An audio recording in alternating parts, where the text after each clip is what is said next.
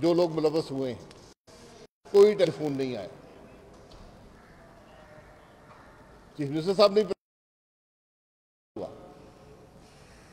बिलावल भुट्टो साहब ने press conference की, और चूंकि कोई राब्ता नहीं था, और इन दोनों इदारों के आला अफसरान जो हैं वो पाकिस्तान फ़ौज से डेपुटेशन पर आते हैं, पाकिस्तान रेंजर सिंध के भी और इंटर सर्विस इंटेलिजेंस के भी। तो बिलावल साहब ने दरख्वास्त की, क्योंकि वफाकी हुकूमत से रब्ता नहीं था, चीफ ऑफ आर्मी स्टाफ से और डीजी इंटर सर्विस इंटेलिजेंस से कि आप इस मामले की तफ्तीश करें। उन्होंने वादा किया कि 10 दिन में तफ्तीश होगी, और उसके बाद पुलिस ने भी कहा कि ठीक है, हम 10 दिन इंतज़ार कर लेंगे। अब मसला ये है, आईजी पुलिस जो है ये 22 ग्रेड के अफसर हैं, डीजी इंटर सर्विस इंटेलिजेंस भी 22 ग्रेड के अफसर हैं, डीजी 21 ग्रेड के अफसर हैं, सारे वफाकी हुकूमत के अफसर हैं। अब कानून के तहत, इस आर्मी एक्ट के तहत चीफ ऑफ आर्मी स्टाफ तफ्तीश कर सकते हैं अपने अफसरान की, यानी जो डीजी इंटेलिजेंस हैं और डीजी पाकिस्तान रेंजर है, उनके अफसरान की, कि उन्होंने कोई गलत काम तो नहीं किया। आर्मी एक्ट में लॉफुल कमांड को डिफाइन किया गया है। सुप्रीम कोर्ट ने असगर खान केस में अनलॉफुल कमांड की भी डेफिनेशन दे दी है, और सुप्रीम कोर्ट ने यह कहा था कि जितना ज़रूरी लॉफुल कमांड पे एक्शन लेना होता है, इतना ही ज़रूरी अफसर के लिए अनलॉफुल कमांड को ओबे ना करने की जिम्मेदारी होती है। और ये फैसला कि लॉफुल कमांड क्या है और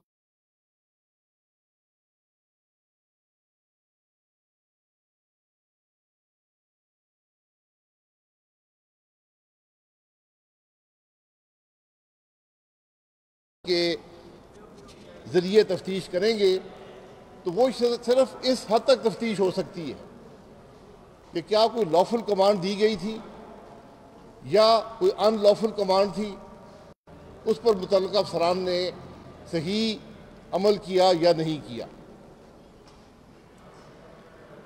वो जो वाक़या होटल के तोड़ने का है, उस तफ्तीश उनकी दायरा इख्तियार में नहीं है।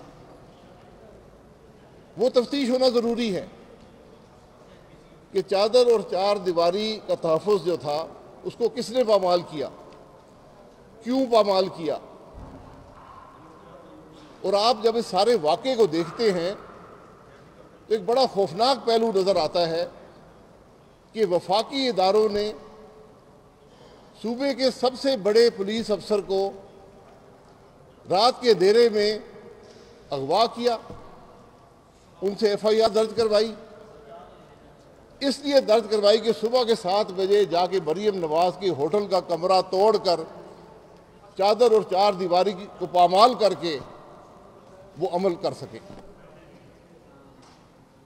जिस मुल्क में अफसरान, आला अफसरान को अगवा किया जाए कि चादर और चार दीवारी का पामाल किया जाए, वहाँ कौन शख्स महफूज करेगा, अपने आप को महफूज तस्वर करेगा? वहाँ किसकी इज्जत रह जाएगी? उस मुल्क का निज़ाम खोखला हो जाता है। और बात यहाँ तक नहीं रुकती, सूबे की जो अथॉरिटी थी, जो सूबे का कॉन्स्टिट्यूशन है, उसको भी पामाल किया गया। बात की सारी जिम्मेदारी इस मुल्क के वज़ीर-ए-आज़म पर आती है, मुकम्मल जिम्मेदारी वज़ीर-ए-आज़म की है। दोनों इदारे, इंटर सर्विस इंटेलिजेंस और पाकिस्तान रेंजर सिंध, वज़ीर-ए-आज़म को रिपोर्ट करते हैं। वज़ीर-ए-आज़म खुद बात नहीं करता इदारों से, उसका सेक्रेटरी बात करता है। हमारा वज़ीर-ए-आज़म खुद भी कर सकता है, लेकिन किसी ने इंस्ट्रक्शंस दी हैं इन दो इदारों को, वो शख्स सिर्फ और सिर्फ मुल्क का वज़ीर-ए-आज़म हो सकता है, कोई और इंस्ट्रक्शन नहीं दे सकता। ये इदारे किसी और के ताबे नहीं है। इन इदारों के अफसरान अपनी कमांड्स लेते हैं, अपनी इंस्ट्रक्शंस लेते हैं, ऑर्डर्स लेते हैं इस मुल्क के वज़ीर आज़म से। ये इस सारे मामले की हकीकत है और ये वाज़ेह हकीकत है कि इस मुल्क के वज़ीर आज़म ने हुक्म दिया कि चादर और चार दीवारी के तहफ़्फ़ुज़ को पामाल किया जाए और उसने वफाकी इदारे इस्तेमाल किए। उसने वो वफाकी इदारे इस्तेमाल किए जिनके आला तरीन अफसरान और दीगर अफसरान भी पाकिस्तान फ़ौज से हैं। क्या उन अफसरान को ये अनलॉफुल कमांड एक्सेप्ट करनी चाहिए थी? ये सवाल है आज का। चादर और चार दीवारी के तहफ़्फ़ुज़ को पामाल करना मेरी नज़र में, हर पाकिस्तानी की नज़र में एक अनलॉफुल कमांड है, गैर कानूनी हुक्म है, इस पर अमल दरामद नहीं हो सकता। लेकिन इन इदारों ने अमल किया। ये मामलात बहुत संगीन है। आइन को तोड़ा गया, सूबे की अथॉरिटी को चैलेंज किया गया, सूबे के अफसरान को अगवा किया गया।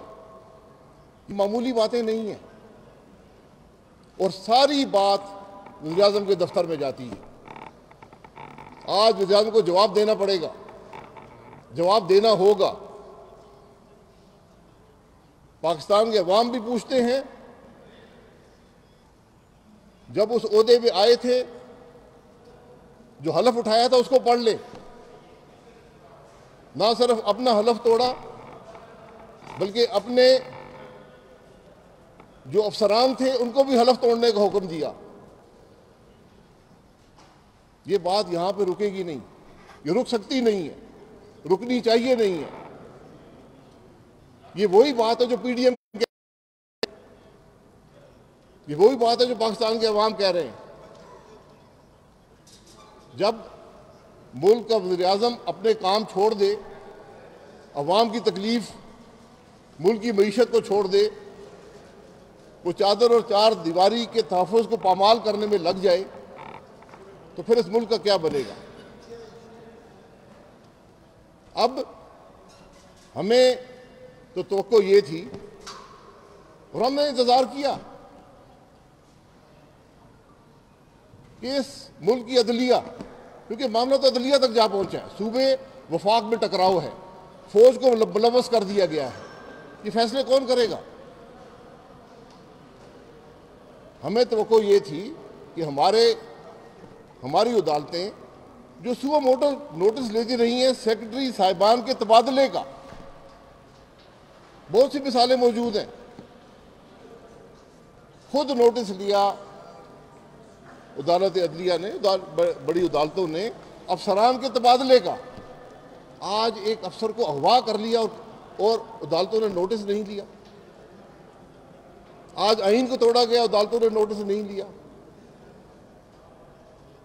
हमने तो इस मुल्क को वज़ीर आज़म पर एक वीज़ा रखने पर निकाला, सुबह मोटो नोटिस लेकर। आज जब मुल्क का आइन खतरे में है, मुल्क का आइन पामाल हो रहा है, चादर और चार दीवारी का तहफ़्फ़ुज़ पामाल हो रहा है, हमारी अदालतें खामोश बैठी हैं। ये बातें सोचने की हैं, लम्हा फ़िक्री हम सब के लिए, इस मुल्क के लिए लम्हा फ़िक्री। हम कर क्या रहे हैं, हम कहाँ पर जा रहे हैं, इसका जवाबदेह कोई है? अगर आईजी पुलिस महफूज नहीं है, चादर और चार दीवारी का तहफ़्फ़ुज़ नहीं है, तो फिर कोई भी यहाँ महफूज नहीं है। ये बातें हैं जो हमने अवाम के सामने रखनी थी, क्योंकि इन्वेस्टिगेशन कैसे होगी, कौन करेगा, इसका कोई तयन करना मुश्किल है। हमें तवक्को ये भी थी कि सेनेट इस मामले को उठाएगी, जो सूबे और वफाक के दरमियान रिश्ते को बरकरार रखती है, जो सूबे के मामलात का तहफ़्फ़ुज़ करती है, उसको उठाना चाहिए। सेनेट की कमेटी बननी चाहिए जो जाए और देखे कि सूबा सिंध के अंदर क्या हुआ, उसके आईजी के साथ क्या हुआ, वहाँ किस तरह चादर और चार दीवारी को पामाल किया गया। लेकिन सबसे ख़तरनाक बात यह है कि आप आज अरबाब इक़्तिदार की सोच देखें कि मनसूबा बनाया जाता है, 2 वफाकी इदारे मुलव्वस किए जाते हैं, उनको हुक्म दिया जाता है कि FIR दर्ज करो और सुबह के 7 बजे मरीम नवाज साहिबा के होटल के कमरे का दरवाज़ा तोड़कर चादर और 4 दीवारी को पामाल करके हरासा करो, वरना गिरफ्तार करते ना मरीम नवाज को भी, उनका नाम भी उस जैली FIR में दर्ज है। आज मामलात गैर मामूली नौइयत के हो चुके हैं, लेकिन हमें अफसोस है कि पार्लिमान भी मफलूज है, अदालतें भी खामोश हैं। आज इंसाफ मरीम नवाज साहबा को कहाँ से मिलेगा, IG पुलिस को कहाँ से मिलेगा, सिंध के अवाम को कहाँ से मिलेगा?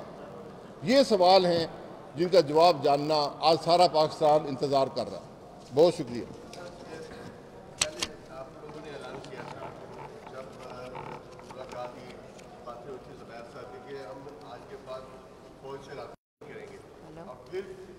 आप लोगों ने PDM ने खासतौर पर बराबर ने फौज से मदद मांगी है, इस पर आप क्या कहेंगे कि क्या ताकत का और इंसाफ का मौका वही घर है जहाँ पे आप लगा रहे? नहीं, ये रास्ते की बात नहीं है, क्योंकि 2 वफाकी इदारे मुलव्वस हैं जिनके तमाम आला अफसरान और दीगर अफसरान फौज से आते हैं। तो जब हुकूमत कुछ करने से कासिर है, जब हुकूमत ने कोई रब्ता नहीं किया, बल्कि शवायद ये है कि ये सारा काम वज़ीर-ए-आज़म ने करवाया है, तो फिर बिलावल साहब ने ये मौजू समझा कि वो चीफ ऑफ आर्मी स्टाफ से दरख्वास्त करें कि आप पता करें, अफसरान आपके हैं, आर्मी एक्ट के तहत उनके पास ये इख्तियार है कि अपने अफसरान से पूछें कि मामला कैसे पेश आए। एक चीज़ मैं भी कह रहा हूँ जी, एक चीज़ मैं भी और हाईलाइट करना चाहता हूँ। देखिए, आपको मालूम है कि ये वज़ीर-ए-आज़म इमरान अहमद न्याज़ी सुबह शाम एक तस्बीह पढ़ता है, मैं NRO नहीं दूंगा, NRO नहीं दूंगा। और इमरान न्याज़ी ने सुपर NRO किसको दिया है? कुलभूषण यादव को। कल स्टैंडिंग कमेटी लॉ से ज़बरदस्ती बुलडोज करके कानून पास कराया गया है, जिसका मकसद ये है कि कुलभूषण यादव को अपील का हक दिया जाए। ये अपील का हक उसके पास जो इंटरनेशनल कोर्ट ऑफ जस्टिस में पाकिस्तानी हुकूमत ने दलाइल दिए थे, उनकी रोशनी में हमारे मुरव्वजा कवानीन के अंदर मौजूद है। हमने इंटरनेशनल कोर्ट ऑफ जस्टिस में अपने केस को प्लीड करते हुए कहा था कि मिलिट्री कोर्ट की सज़ाए मौत के ख़िलाफ़ हमारे हाई कोर्ट में अपील करने का कानूनी हक मौजूद है।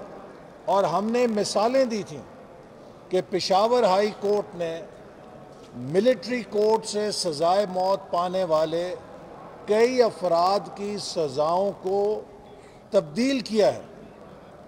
मैं सवाल ये करना चाहता हूँ कि अगर ये कानून मौजूद है तो फिर एक कुलभूषण यादव के नाम से उसके लिए एक पर्सन स्पेसिफिक लॉ बनाना, इन हालात में कि जब कश्मीर के अंदर भारतीय सिक्योरिटी फोर्सेस ने आग और खून का बाजार गर्म कर रखा है, ये कौन सी कौमी गैरत है? ये कौन सी कौमी पॉलिसी है? ये कौन सा कौमी मफाद है जिसका ये तकाजा है कि भारतीय जासूस के लिए इमरान न्याज़ी की हुकूमत एक सुपर NRO निकाले? ये इस बात का सबूत है कि इन्होंने कश्मीर का सौदा किया हुआ है। अगर कश्मीर का सौदा ना किया होता तो कभी भारत को जुर्रत ना होती कि वो मकबूजा कश्मीर पर अपना तसल्लुत कायम करता और उसको भारत के अंदर इसकी मुतनाज़ा हैसियत ख़त्म करके मुदगम कर लेता, मर्जर कर लेता उसका अपनी फेडरेशन के अंदर। ये वो ख़तरात हैं जिनसे हम कौम को आगाह करना चाहते हैं। ये इमरान अहमद न्याज़ी सिर्फ इंतकाम का एजेंडा रखता है, ये सिर्फ अपने इक़्तिदार को बचाने के लिए हर सौदा करना चाहता है और इसको फॉरेन फंडिंग के ज़रिए मुल्क पे मुसल्लत इसलिए किया गया था कि पाकिस्तान की ताकत को नुकसान पहुंचाया जाए। वो पाकिस्तान की ताकत जो मईशत की बहाली से और CPEC से एक मजबूत इक़्तिसादी ताकत बन रही थी, आज इसने पाकिस्तान की मईशत को मफलूज कर दिया है, तबाह कर दिया है, ग्रोथ रेट ख़त्म हो गई है, मुल्क हाईएस्ट इन्फ्लेशन में है। आज आम शहरी, आज आप खबरें सुने, पाकिस्तान का सबसे बड़ा मसला क्या है? महंगाई। दूसरा मसला क्या है? महंगाई। और तीसरा बड़ा मसला क्या है? महंगाई। लेकिन इमरान अहमद न्याजी के लिए सबसे बड़ा मसला यह है कि ये मुस्लिम लीग नून की क़यादत के ख़िलाफ़ झूठे मुकदमे कैसे कायम कर सकता है। इमरान न्याजी की पहली मीटिंग भी इन मुकदमों के हवाले से होती है और दिन की आखिरी मीटिंग भी इन मुकदमों के हवाले से होती है। उसे अवाम से, उनके मफाद से, महंगाई से, बेरोज़गारी से, कश्मीर के मसले से कोई दिलचस्पी नहीं है। आज जैसे शाहिद साहब ने कहा कि हम ये मुकदमा कौम के सामने रखना चाहते हैं कि जहां IG के अगवा का मसला है, वहाँ कौम की बेटी के चादर और चार दीवारी के तहफ़्फ़ुज़ का मसला है। अगर इस चीज़ को एड्रेस ना किया गया तो किसी की माँ, बहन, बेटी की हुर्मत महफूज नहीं रहेगी। हम इस चीज़ पर आवाज़ उठाएंगे, एहतजाज भरपूर जारी रखेंगे जब तक कि इस वाक़े में मुलव्वस जो असल किरदार है इमरान अहमद न्याजी, उसको कानून के कटहरे में नहीं खड़ा किया जाता। सर ये बताइए, दोनों से मेरा सवाल है सर जी, कि जो ये कार्रवाई हुई, जाहिर है चादर और चार दीवारी का तकद्दुस पामाल हुआ, तो क्या मुस्लिम लीग नून अपने तौर पर सुप्रीम कोर्ट या मुतल्लिका सिंध हाई कोर्ट में पटिशन फाइल करेगी इस तरह की कि ये वाक़या हुआ है, चादर और चार दीवारी का तकद्दुस पामाल हुआ, और क्या मुकदमे को परसू करेगी ज़ाती हैसियत में, जिस तरह आपने कहा दरख्वास्त दी? देखिए, चादर और चार दीवारी का तहफ़्फ़ुज़ पामाल हुआ, सिर्फ बात वहाँ ख़त्म नहीं होती। IG को अगवा किया गया, वो चादर और चार दीवारी का तहफ़्फ़ुज़ पामाल करने के लिए अगवा किसने किया? वफाकी इदारों ने। हुक्म कौन दे सकता है? वज़ीर आज़म। ये मामूली बात है। हमें तो तवक्को ये थी कि अदालतें खुद नोटिस लेंगी। हमने FIR की दरख्वास्त दे दी है। अगर वहाँ FIR दर्ज नहीं हो सकती, हमने नॉमिनेशन नहीं किया, हमने कहा जी गैर मुतल्लिका शख्स ने ये काम किया है, उसमें सारी बातें लिख दी हैं। अब हमें उम्मीद है अदालतें सू मोटर नोटिस लेंगी इस मामले का। नहीं लेंगी तो हम अपना कानूनी हक महफूज रखते हैं।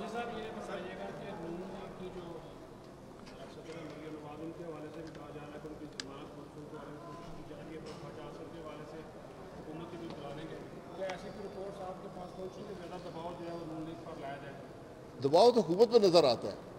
अगर ये काम आज हुकूमत सोचे जो ये करेगी, ये ऐसी एक जो चादर और चार दीवारी के तहफ़्फ़ुज़ को पामाल करने से नहीं रुकी, वो हर काम करेगी। आज नायब चेयरमैन की जेब में है, वो हर काम करेंगे। हम इन चीज़ों से नहीं घबराते, अवाम को कबूल नहीं करते।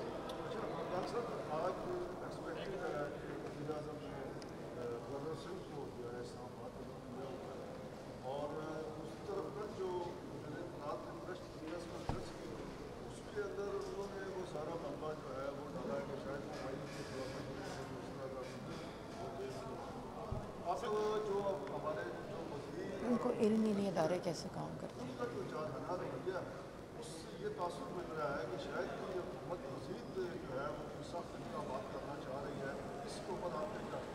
चादर और चार दीवारी से सख्त इक़दाम क्या होगा? उसको पामाल कर चुके हैं। सख्ती से काम नहीं चलेगा, आज जवाब देना पड़ेगा। आज वज़ीर आज़म ने जवाब देना है कि उसने क्यों रेंजर्स को इस्तेमाल किया, उसने क्यों इंटर इंटेलिजेंस को इस्तेमाल किया, ये जवाब देना पड़ेगा। क्यों सिंध के IG को अगवा किया गया, ये गवर्नर सिंध की कुर्बानी से काम नहीं चलेगा, उसका क्या ताल्लुक है? ये मुशीर कराए के रखे हुए जो मर्जी कहते नहीं, हमारा उससे कोई ताल्लुक नहीं है। जब आपके पास दलील ना हो तो फिर इल्ज़ामात ही रह जाते हैं, जब दलील ना हो फिर झूठ बोला जाता है। हक जो है वो छुपता नहीं। सर लास्ट क्वेश्चन सर, आपने एफआईआर के लिए रात कह रहे हैं दरख्वास्त दी गई आपकी जानब से, जो आपके नुमाइंदे वहाँ पे गए हैं, अभी तक एफआईआर दर्ज नहीं हुई। क्या आप समझते हैं अभी भी गुजरियाला और सिंध पुलिस के ऊपर कोई दबाव है, प्रेशर है जिसकी वजह से एफआईआर दर्ज नहीं हो? हम देख रहे हैं, हमने एफआईआर दे दी है। अगर पीटीआई के वर्कर की झूठी एफआईआर रात को दर्ज हो सकती है आईजी को अगवा के बाद, तो हमें उम्मीद है कि आईजी के अगवा के बगैर ये एफआईआर भी दर्ज हो जाएगी। चले जी। Thank you.